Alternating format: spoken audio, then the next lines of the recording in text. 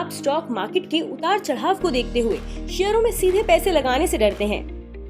अगर हाँ, तो आपके लिए म्यूचुअल फंड का रास्ता सही रहेगा। म्यूचुअल फंड्स की इक्विटी स्कीमें शेयरों में पैसे लगाती हैं। फर्क ये है कि निवेश के लिए शेयरों का चुनाव और उनमें कितना पैसा लगाना है, इसका फैसला फंड मैनेजर करता है।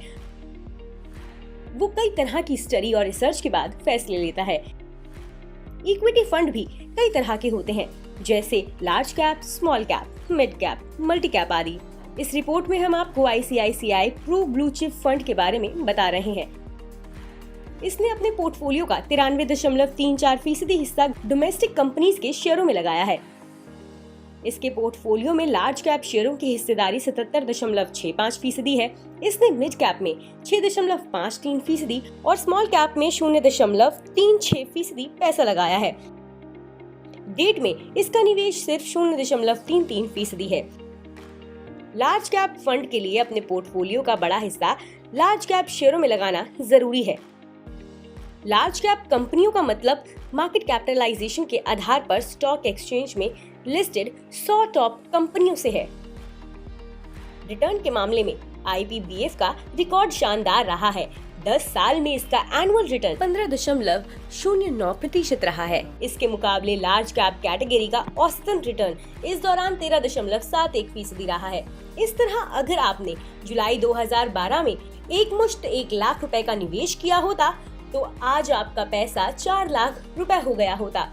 किसी फंड के लिए 10 साल में 15% से ज्यादा सालाना रिटर्न अट्रैक्टिव माना जा सकता है। 5 साल में इसका सालाना रिटर्न 11.64% रहा है। इस फंड की शुरुआत 23 मई 2008 को हुई थी। इस फंड का एक्सपेंस रेशियो 1.71% है। इसका बेंचमार्क निफ्टी 100 TRI है। इस फंड में आप मात्र 100 रुपए से SIP शुरू कर सकते हैं। ये ओपन एंडेड फंड है। इसका मतलब है कि इस फंड में आप कभी भी निवेश कर सकते हैं। जरूरत पड़ने पर कभी भी अपना पैसा निकाल सकते हैं। लेकिन आमतौर पर इक्विटी फंड में लंबी अवधि का निवेश फायदेमंद होता है। इस फंड में कम से कम 5 साल के निवेश पर आप अच्छे रिटर्न की उम्मीद कर सकते हैं। लार्ज कैप फंड बड़ी कंपनियों में ज्यादा निवेश करते हैं, जिससे इन पर बाजार के उतार चढ़ाव का असर औरों के मुकाबले कम होता है। IPBF ने कुल 74 कंपनियों के शेयरों में निवेश किया है।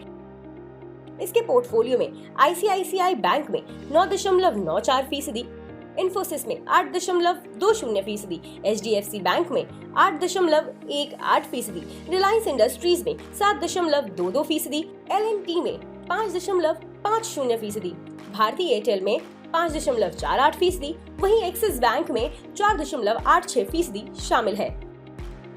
ICICI प्रूडेंशियल म्यूचुअल फंड की इस स्कीम का अब तक ट्रैक रिकॉर्ड अच्छा रहा है, लेकिन पिछले ट्रैक रिकॉर्ड को फ्यूचर में रिटर्न की गारंटी नहीं माना जा सकता।